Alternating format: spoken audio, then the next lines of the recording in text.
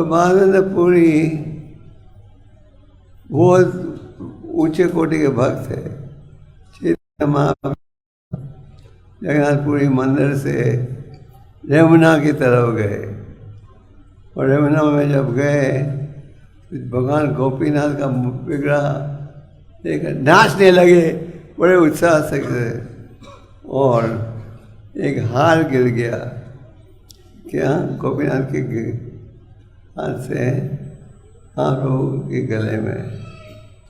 तो महाप्रभु नित्यानंद से कहा, मैं कथा सुनाता हूँ क्योंकि मैंने अपने गुरु से सुना था। तो महानंदपुरी के शिष्य कौन थे? ईश्वरपुरी। ईश्वरपुरी किसके गुरु थे? चैतन्य महाप्रभु के। महानंदपुरी के अनेक शिष्य थे, जिनमें एक थे अद्वैताचार्य, एक थे ईश्वरपुरी, एक थे रामचंद्रपुरी। तो महानंदपुरी बहुत ही ऊंची कोटि के भक्त थे।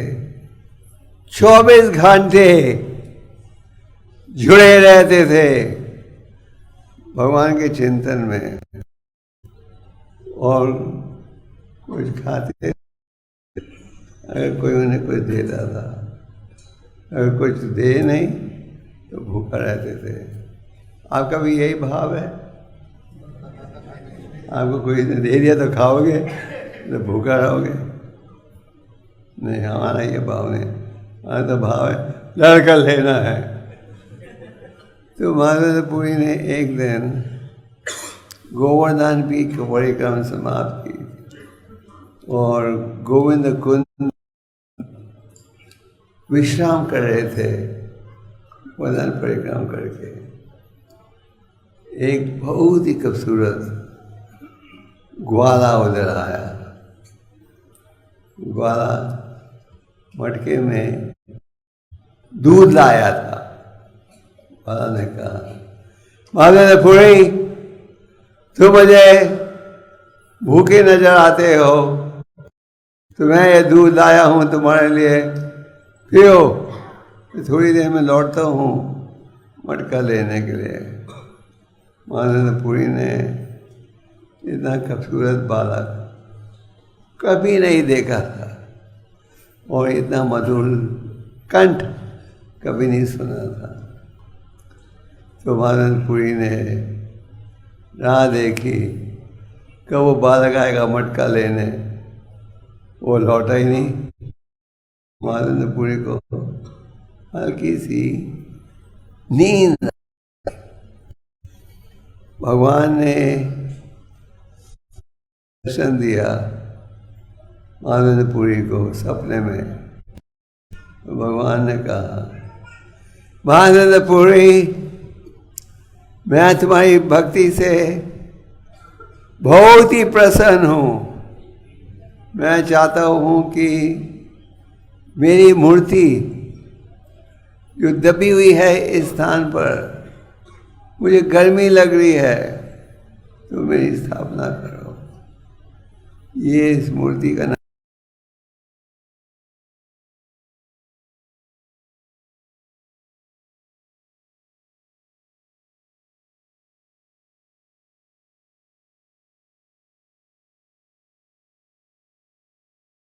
साल पूर्व।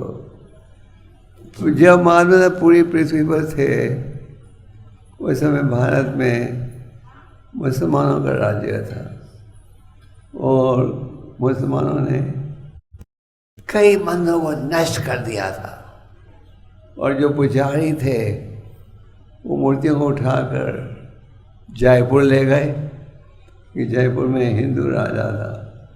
जयपुर का एक और नाम है गुप्त वृंदावन, और कईयों को नष्ट कर दिया था। पति ने कईयों को छुपा दिया था मिट्टी के नीचे। तो भगवान को गर्मी लग रही थी क्योंकि गोपाल विग्रह को छुपाया हुआ था तो झाड़ियों के नीचे। भगवान ने कहा भानुपुरी मैं तुम्हारी भक्त इतना प्रसन्न हूँ, मैं चाहता हूँ तुम मेरी स्थापना करो, मुझे बहुत गर्मी लग रही है। तो अगले दिन भानुपुरी ने काम के सारे प्रसिद्ध लोगों को बुलाया, कहा गोपाल ने मुझे सपने में ये आदेश दिया है कि उनको छुपाया हुआ है झाड़ियों के नीचे और उनको खोज के की स्थापना की जाए। सब गाँव वालों का ठीक है, सब बड़ी बड़ी कैंची लेकर आए, झाड़ियों को ऊपर से काटा, खोदा, खोदने पर गोपाल विग्रह का दर्शन मिला। बहुत भारी विग्रह था, बहुत भारी। उसे उठाने के लिए कईयों की सहयोग की आवश्यकता थी और भानुपुरी के निर्देशन में उस विग्रह जो छुपा हुआ था उसे निकाल कर धोया और साफ किया। भगवान ने कहा मेरी स्थापना करो, मुझे गर्मी लग रही है। भानुपुरी ने एक दिन के अंदर सारी अभिषेक की योजना कर दी। उन्होंने पंचगव्य और पंचामृत से भगवान का अभिषेक किया, घी और मक्खन में अभिषेक किया।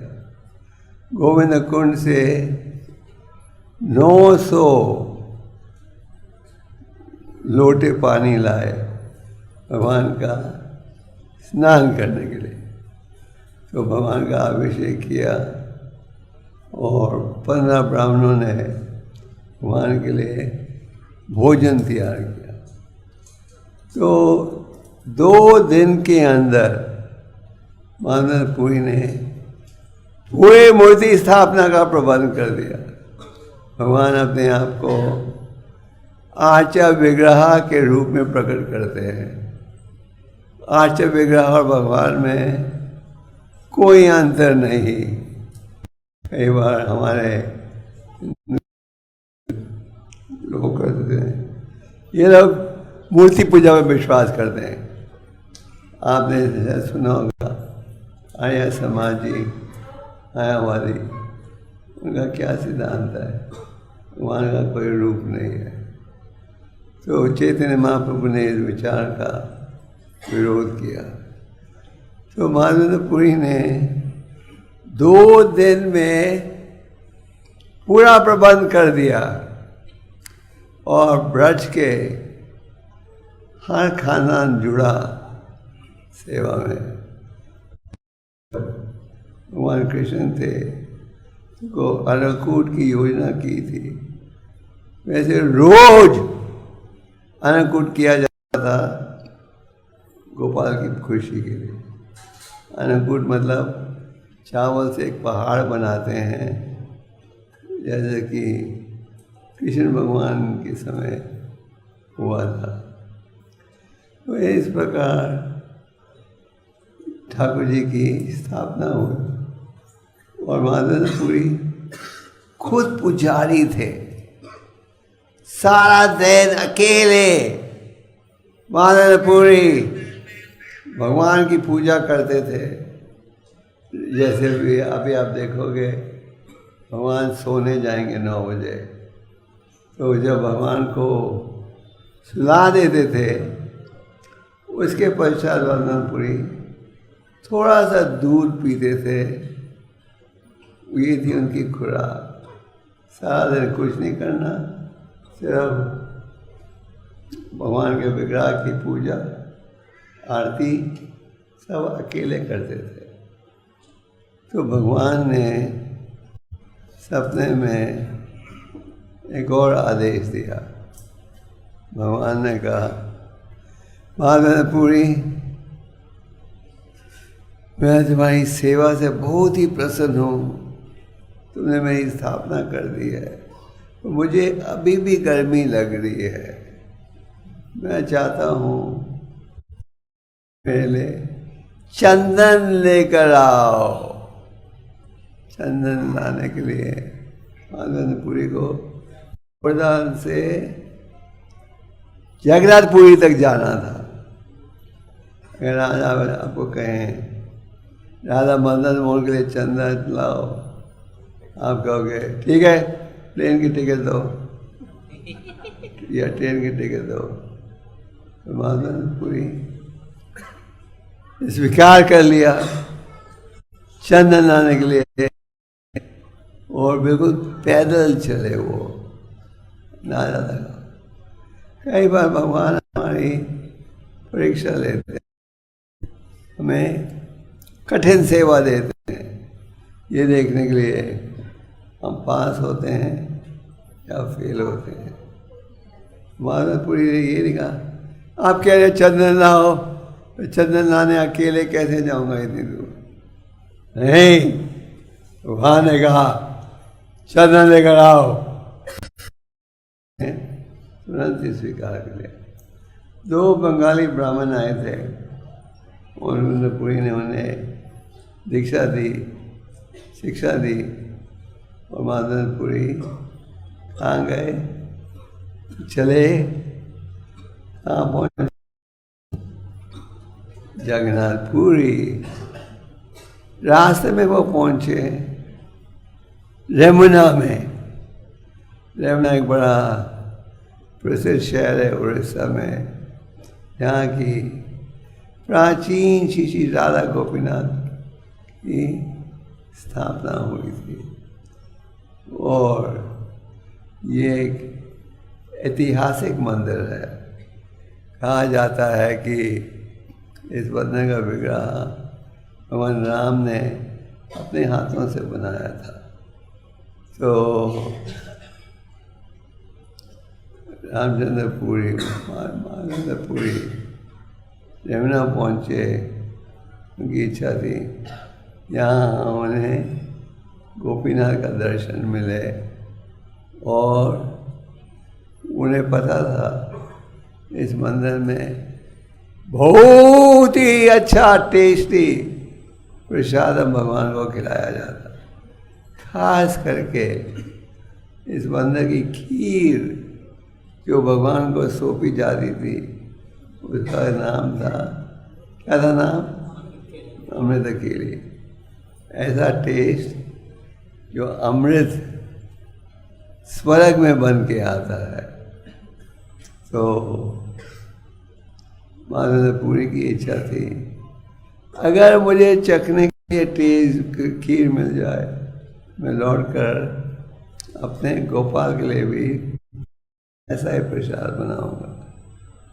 तो ये इच्छा प्रकट हुई जबकि भगवान को भोग लग रहा था।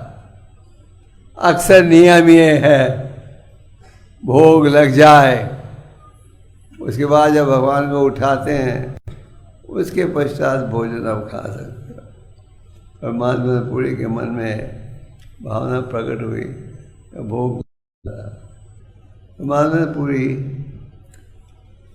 शर्मा कर चले गए बाजार के बीच में, जहाँ की उन्होंने एक बैठक में बैठकर क्या किया, भगवान का नाम ले रहे थे।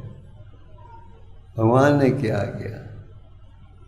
भगवान ने रोज शाम को इस मंदिर में 12 प्याले खीर के भगवान को भोग में लगाया जाता था। भगवान ने देखा उनके माधवपुरी चखे बिना चल पड़े हैं। भगवान ने क्या किया, एक खीर का प्याला चुरा कर, जैसे आप देखते हैं ऑल्टर के पीछे पर्दा है, पर्दे के पीछे छुपा दिया और पुजारी को सपने में कहा, मैंने अपने प्रसिद्ध भक्त महानंदपुरी की खुशी के लिए एक खीर का प्याला चुरा कर पीछे रखा है, उसे जाकर भगवान को पहुंचाओ। इस लीला के पश्चात भगवान का नाम बदल गया। भगवान का नाम पहले था राधा गोपीनाथ, पर ये खीर का प्याला चुराने के बाद नाम बन गया खींचोर गोपीनाथ। वो आपको बोला जाए चोर तो आपको अच्छा लगेगा, नाम चोर,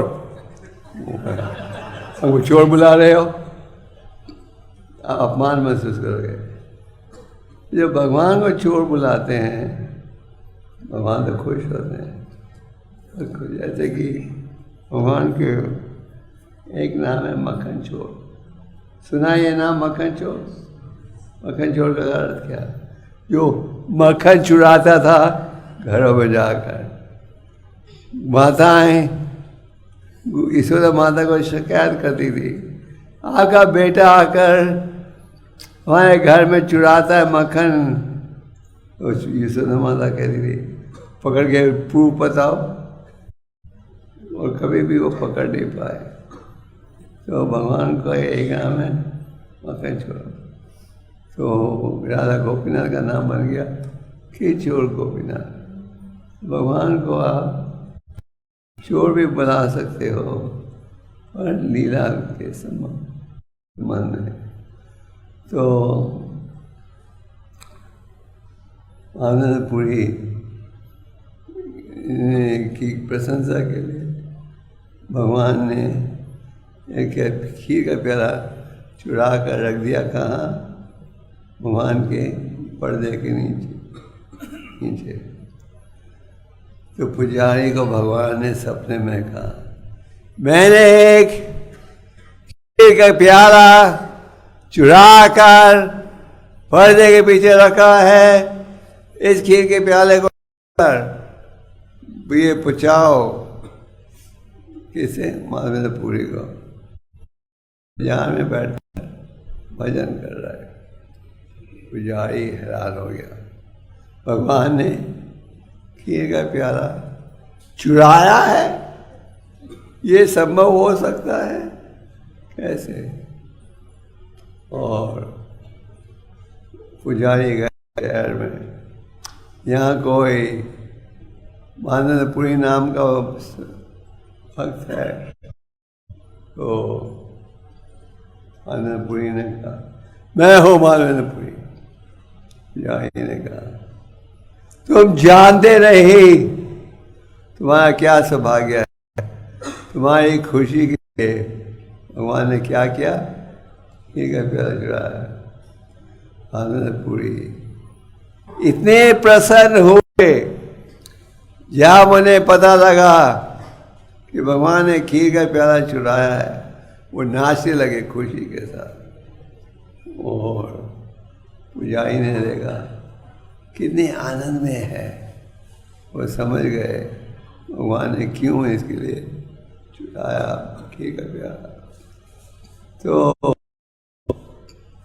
आनंदपुरी उन्हें शक था, अब पूरे शहर में खबर फैलाएगी, खबर फैल जाएगी कि भगवान ने मुझे एक प्याला चुरा कर दिया है।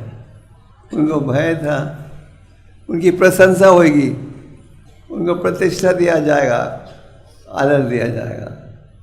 साधारण समाज में तो हम चाहते हैं वहीं प्रतिष्ठा हो, ठीक है ना, हमारा गुणगान हो, हमें आदर दिया जाए।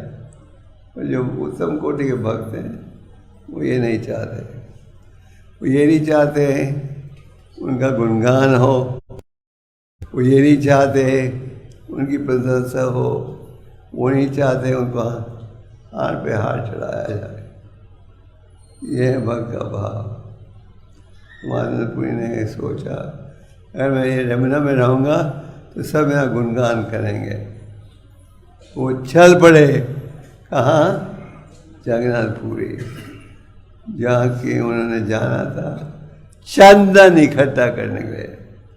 तो वो जगन्नाथपुरी गए, वहाँ उन्होंने सरकार के अधिकारियों से चर्चा की, सबने योग दिया और 82 पाउंड चंदन और 8 आउंस कैम्फर का प्रबंध किया, साथ में एक सेवक।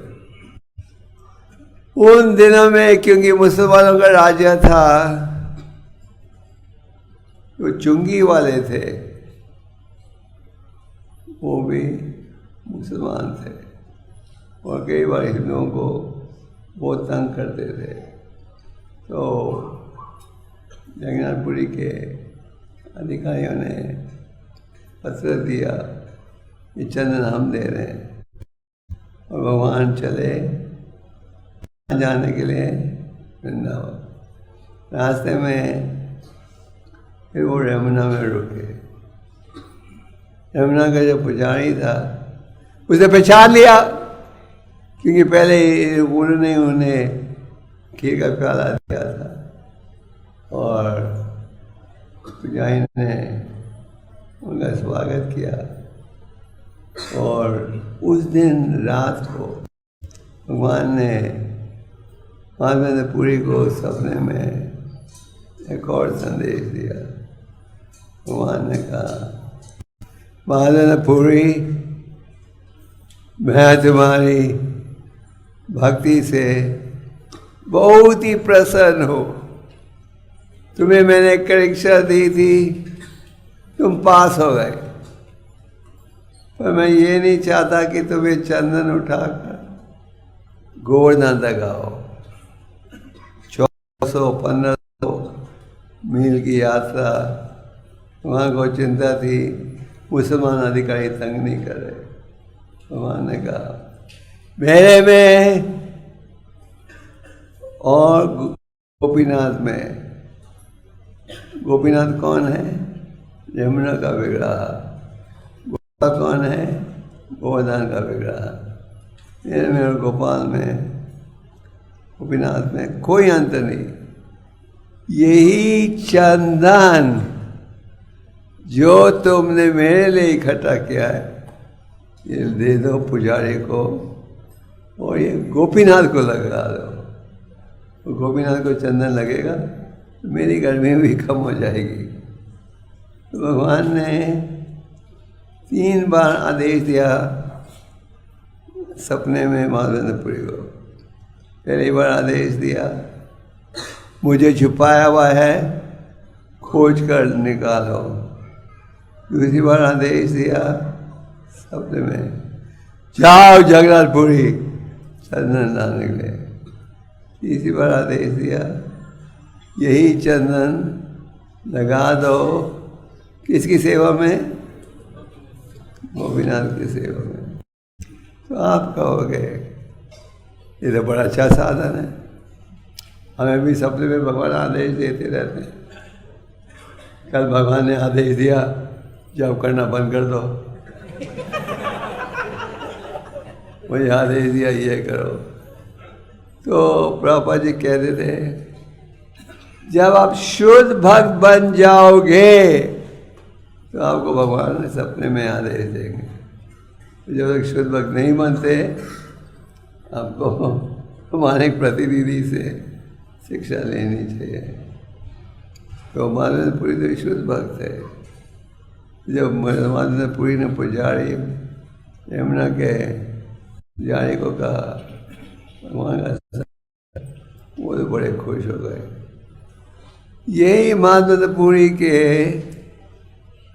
अनेक शिष्य थे। एक थे अद्वैताचार्य, एक थे ईश्वरपुरी, एक थे रामचंद्रपुरी। ईश्वरपुरी जो शिष्य थे बड़े विनम्रता के साथ गुरु की सेवा करते थे। बुढ़ियाई में उनके मल को साफ करते थे, उन्हें कंधे में उठा कर ले जाते थे, पेशाब को साफ करते थे। और मानंदपुरी बहुत प्रसन्न थे ईश्वरपुरी की सेवा से। एक और शिष्य थे जिनका नाम था रामचंद्रपुरी। रामचंद्रपुरी का क्या भाव था, पहले सन्यासियों की सेवा करो फिर निंदा करो। जब कोई सन्यासी आते थे गंगापुरी में, बड़ा बड़ा भंडारा उनके खिलाते थे। सन्यासी कहते थे बस बस बस, हम तो सन्यासी इतना नहीं खा सकते।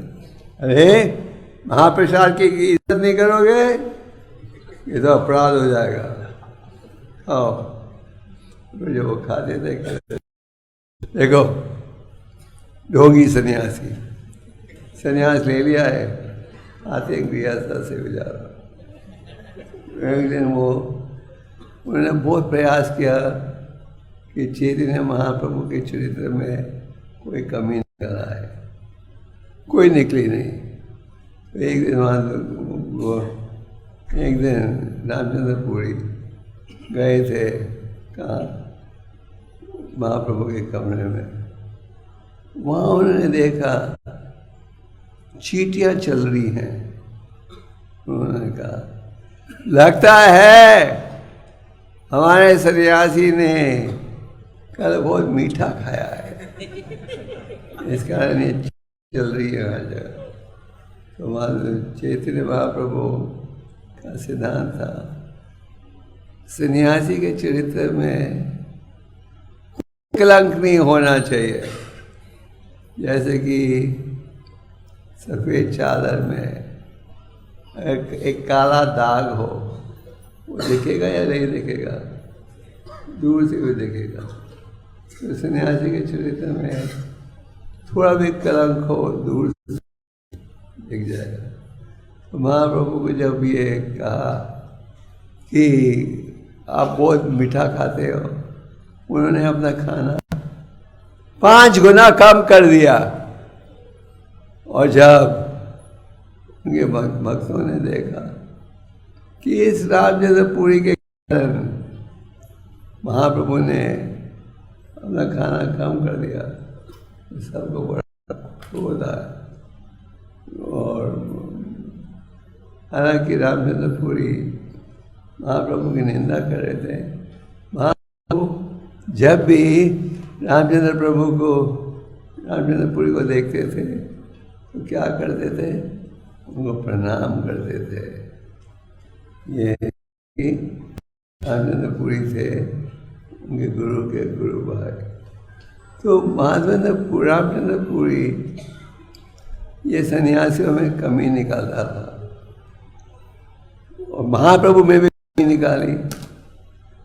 तो उनके गुरु माधवेंद्रपुरी अपने अंतिम दिनों में विनम्रता के प्रभाव में आकर कह रहे थे मेरे में कोई नहीं है, मैंने भगवत प्रेम प्राप्त नहीं किया।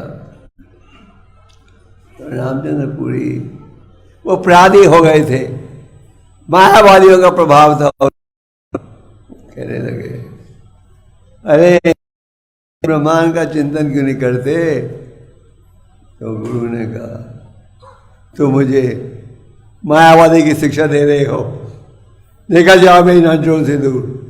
तो मैं देखते हुए शरीर त्यागूंगा, ये जीवन आ जाएगा।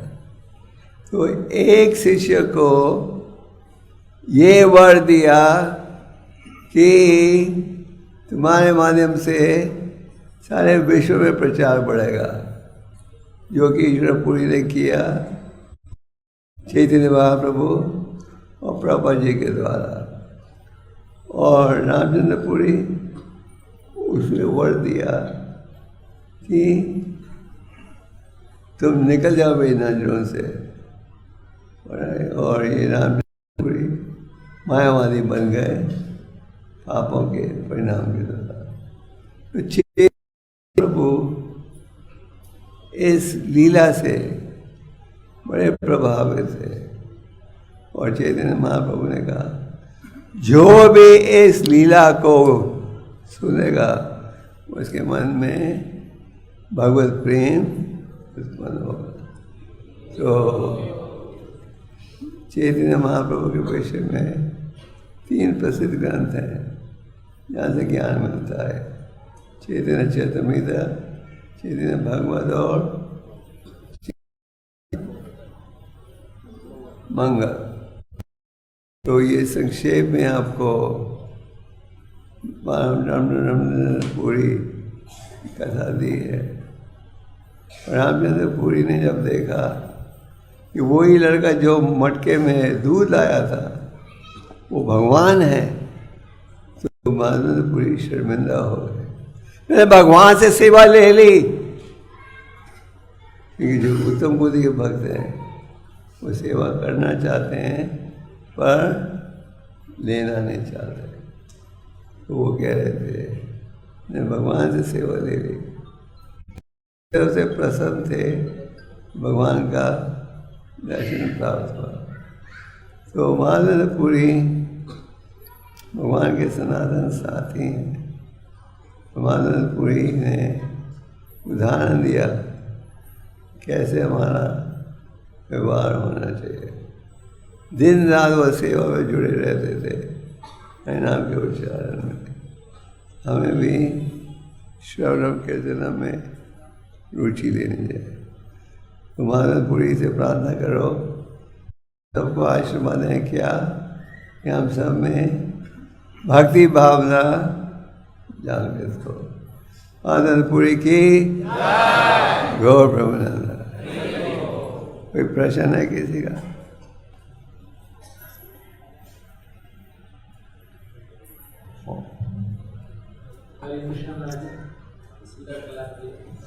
रामचंद्रपुरी को इतने महान संत गुरु प्राप्त होने के बाद उनकी दुर्दशा से क्यों हो गई?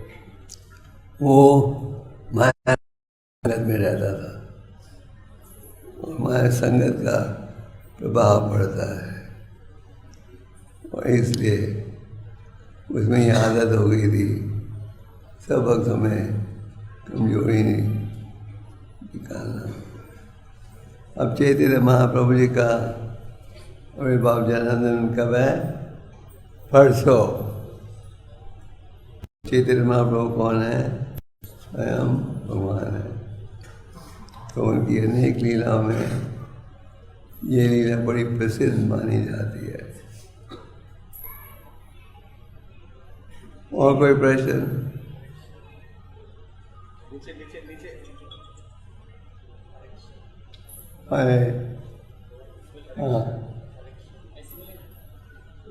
आप लोगों को सुनाई दे रहा था पीछे? हाँ कि ना? अच्छा, ये गोपाल विग्रह इस समय नाथद्वारा में है। ये गोपाल विग्रह की स्थापना हुई थी 5000 साल पूर्व। फिर जब मुसलमानों का शासन शुरू हुआ कोई 700 साल पूर्व, क्या उन्हें बचाने के लिए पुजारियों ने झाड़ियों के नीचे छुपा दिया कि कोई मुसलमान सेनापति ढूंढ नहीं पाए। और फिर रामचंद्रपुरी ने भगवान के आदेश के अनुसार इस विग्रह की स्थापना की बड़े धूमधाम से। 2 दिन में पूरा बंद कर दिया। रामचंद्रपुरी का उदाहरण देखो, रोज भगवान की सेवा करते थे अकेले, एक ही पुजारी। दिन में वो कुछ नहीं खाते थे, सिर्फ सोने से पहले थोड़ा दूध भगवान को सुनाने के बाद। और जब भगवान ने उन्हें कहा चंदन लाओ मेरे लिए।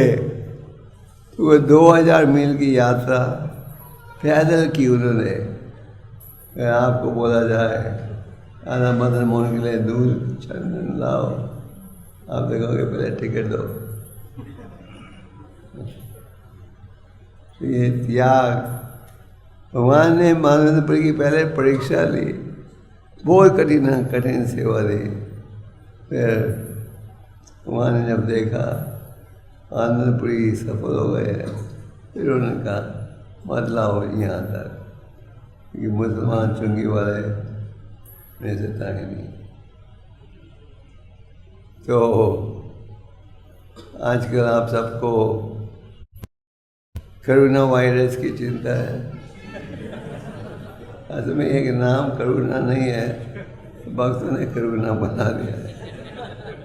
तो करुणा वायरस मतलब दया का वायरस। करुणा का मतलब है दया, है ना। तो करुणा वायरस तो हम रोज फैलाते हैं। तो हमारे भक्त एक वायरस को क्या बुलाते हैं, करुणा वायरस। तो ये प्रचार का उत्साह सब में होना चाहिए। Okay, any more question?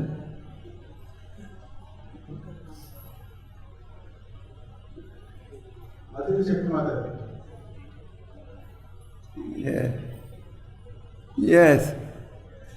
Last question. She had a question. It's a little late. थोड़ा लेट हो गया है मुझे। After this question, I'll stop.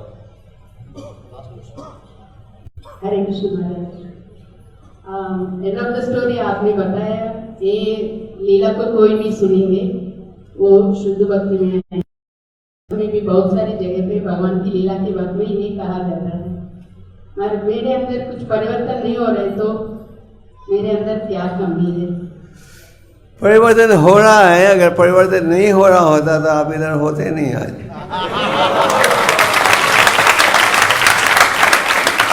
कई बार भक्तों को लगता है हमारे में कोई परिवर्तन नहीं हो रहा। परिवर्तन नहीं हो रहा तो भक्ति छोड़ दोगे। आपने छोड़ा नहीं, देता छोड़ा है, पर हम चाहते हैं और तेजी से हो। हमें भी थोड़ा प्रयास करना पड़ेगा। जैसे मानवेंद्रपुरी ने ये कठिन आदेश स्वीकार किया, चंदन लाओ, तो हमें भी भगवान को प्रसन्न करने कठिन कार्य को स्वीकार करना है। हमें सोचना चाहिए ये राधा मदन मोहन का मंदिर इतने सालों से बन रहा है, और ये बन रहा है क्यों? अभी तक बना क्यों नहीं? हम लोग कोई सेवा नहीं कर रहे। हमें अभी सेवा करनी चाहिए, ऐसा भाव होना चाहिए। हम कहते हैं हाँ वो सूरदास वगैरह इकट्ठा कर लेंगे, हम तो मज़े में आएंगे, मज़े में जाएंगे। तो भाव होना चाहिए नहीं, हमने भी घर घर जाकर ईंट मांगनी है बनाने के लिए, ठीक है ना? Okay, any more question?